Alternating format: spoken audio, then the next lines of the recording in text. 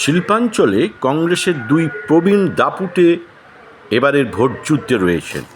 একজন জেলা সভাপতি দেবেশ চক্রবর্তী, অন্যজন তরুণ রায়। কিন্তু দুই প্রার্থীর মধ্যে সম্পর্ক আদায় কাজ করায় তার প্রতিফলন বারে বারেই প্রকাশ পেয়েছে। প্রত্যাবর্তন নাকি পরিবর্তন এবারের ভোট। শিল্পাঞ্চলে কংগ্রেস আদৌ কোনো গুরুত্ব পায়নি। চর্চার মধ্যেই নেই কংগ্রেস প্রার্থীরা। সিপিএমের আঁচল ছেড়ে বেশ কয়েক বছর পর কংগ্রেস হামাগুড়ি দিতে শুরু করেছে। কংগ্রেস কর্মীদের মধ্যে জোর চর্চা, মোট কত ভোট পাবে দুই আসনে, কংগ্রেস প্রার্থীদের মধ্যে কে বেশি ভোট পাবেন। সংগঠনহীন কংগ্রেস দুই আসনের সব এলাকায় প্রচার পর্যন্ত করতে পারেনি। এমনই করুণ অবস্থা কংগ্রেসের। দুর্গাপুর ইস্পাত নগরীতে কংগ্রেসের ভোট সামান্য শতাংশ টিকে আছে।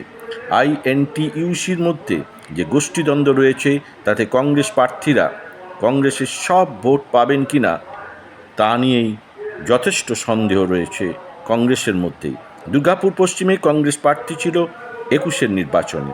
জেলা সভাপতি দেবেশ চক্রবর্তী ভোট পেয়েছিল 18,000-এর মতো, আর তার মধ্যে সিপিএমের ভোট ছিল অনেকটাই।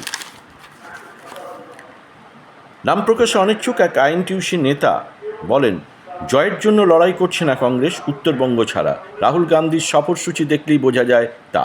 আর দুর্গাপুরে দুই কংগ্রেস প্রার্থীর লড়াই নোটার সাথে।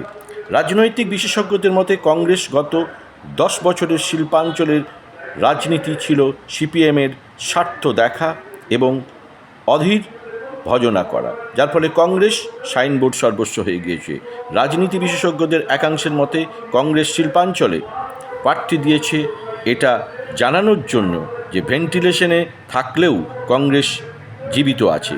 কংগ্রেস কত ভোট পাবে এটাই এখন প্রশ্ন।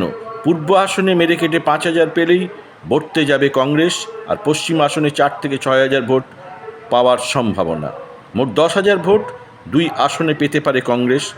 এখন সময় বলবে নোটার জয় হবে নাকি কংগ্রেসের জয় হবে। কে বেশি পাবে, নোটা না কংগ্রেস?